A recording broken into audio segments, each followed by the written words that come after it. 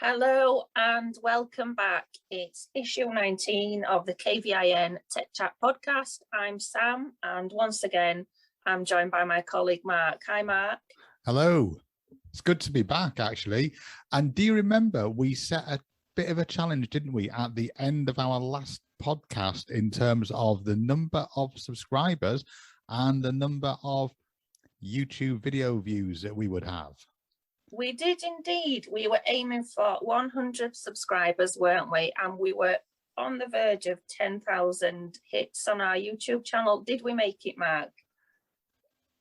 Did we make it? Well, as of 10 minutes ago, this is hot off the press. It couldn't be any hotter. We have 101 subscribers and 11,017 views on our YouTube channel. So boy, did we make it.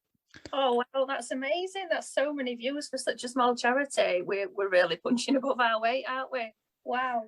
That's excellent. And obviously, thank you very, very much for all the promotion that's been done. And to everyone who's liked and subscribed and joined in with the various videos and podcasts and commented on them, it really has been appreciated. And we really do enjoy bringing all this content to you as well. So here we are. We're back. What are we going to talk about, Sam? What have we been doing? Our regulars may have noticed we missed a month. We didn't have an edition in July. I would say, don't worry, we didn't go anywhere, but actually we did. Me and Mark took some leave.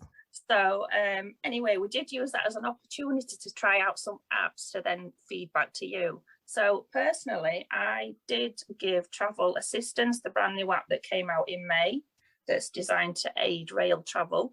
I did give that a try. Anyway, I have to say, absolutely brilliant. If you didn't catch our earlier issue, it's a free app. It's available in the app stores on iOS and Android, and basically allows you to book travel assistance for your rail journeys across anywhere in Great Britain through the app. Again, look back at the early editions for the detail we went into. Anyway, I gave the app a try. Fantastic. Assistance arrived. One thing I would say is give as much notice as possible, because I have spoken with TransPennine Express, which is one of the rail franchises in our area, and they update their end of the app every half an hour. So ideally, probably give an hour's notice if you are going to travel. If you are traveling kind of ad hoc, then maybe just request assistance when you arrive. That might be the best option. But anyway, absolutely brilliant. While I was on the journey, they actually rang me from TransPennine Express to kind of update their end of the app even more to make it more personalized. So for instance, they took the name of my guide dog. They took kind of a description of her, so like she's a yellow lab, so they put that down. They also took more detail about my journeys. So like my regular stations, because myself and Annie, my guide dog, we know these stations well, so we don't always tend to need assistance with those particular journeys. So again, that's gone on the app. But therefore then, if I'm traveling kind of out of area, so to speak, the assistance will kick back in, which I think is fantastic to give that level of personalization. So yeah, definitely the thumbs up for the Travel Assist app.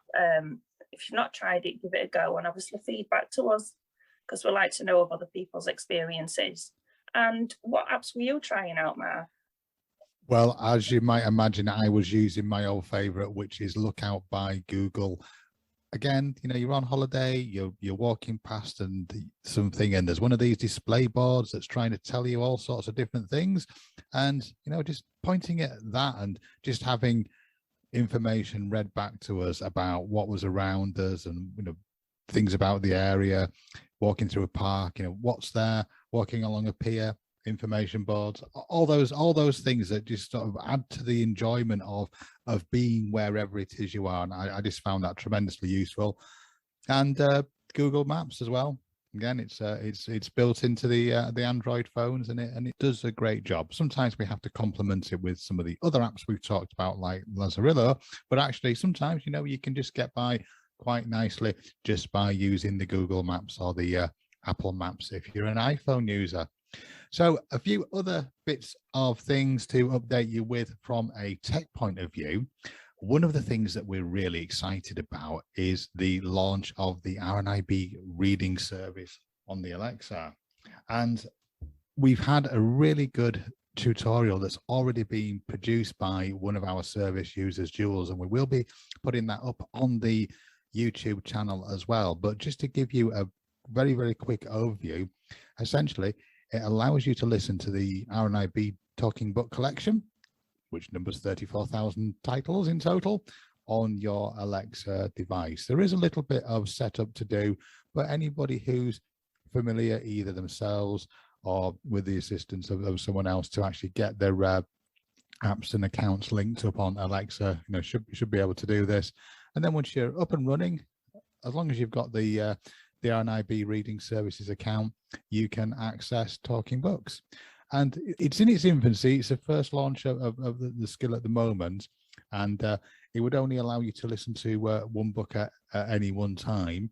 If you do move between Alexa devices in your different rooms, it allows you to pick up where you left off. So that's a really useful feature.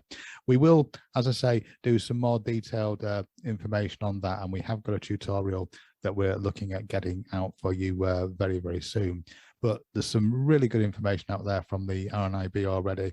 So do watch this space on that one. Do have a try of it. Obviously do get in touch if you think you want some support around it as well. So really, really interesting one. I know it's ones that people have been looking forward to for quite some time, and it's got so much potential, and it's a really good start is what they've done. One of the things that normally happens at this time of year as well is that the assistive tech companies start to have their special offers and promotions, and this year's is no exception. So we've got Sight and Sound, who do a range of products. We've got Braille displays on offer. Anyone who's interested in a handheld electronic magnifier, they're starting from £199, which is a really good price for something like that. People who use software on the PC, such as JAWS, which is a speech package, ZoomText, which is a screen enlargement, or Fusion, which is both of those products put together, they're available on special offer as well. So there's some really good sort of bargains out there if you're wanting to update your tech or perhaps acquire something new. We will put the link for that in the description. Also, for anyone that's interested in the Synaptic tablets and phones, Synaptic, as some of you will know, it's like an adapted front end really that they put on their Android devices, and it makes them really, really easy to use through a simple menu system. And they're on offer at the moment as well. They're giving people either a free Bluetooth keyboard or a free set of headphones when they buy a device. So there's some good things to look out for that or with them. In addition, Sight and Sound are doing a week starting next week of special webinars for home users of the various bits of technology. So there's lots of good things coming up over the next couple of weeks. But it's not just tech where there's some really, really good news, is it, Sam? It's what we've got coming up at KVIN. Yeah, definitely. We've got so much coming up over the next month. Veronica, who is our kind of van coordinator for our mobile sight loss unit, she's going to be out and about over the next month in various areas of Kirklees. So many different details related to that. You're probably best to check our social media for exact locations and times. So please do look out for that out and about. There's also the continuation of the sessions we've been doing. So in Batley, there is the face-to-face group now running every Wednesday from 10 until 2:30 at the Whitfield Centre. And we're also doing Zoom sessions for peer support, tech support, and various other consultations, and even the crochet group. They're still going on across the Thursday and the Friday. So still we're incredibly busy at KVIN. And we're also about to have our big event of the year so far. Our summer fair is about to take place on Saturday, August the 14th. This is being held at the Whitfield Centre in Batley. For those who are, have got someone to drive them over, the postcode is WF176HP. It'd be great to see as many people there as possible. There's going to be bouncy castles, various stalls, hook a duck, everything you want to see at a summer fair, tombolas, lots of local businesses also getting involved as well. So it should be fantastic. Entry is £1 per adult, 50 pence per child. like I said, everyone welcome. We need to make it a good success. At the end of the day, all funds raised go towards the services we provide, which is so important. When we are a charity and we don't receive any local or central government funding, so please get involved. And if you can't come, spread the word. We're also sharing a link to our raffle via our social media channels as well.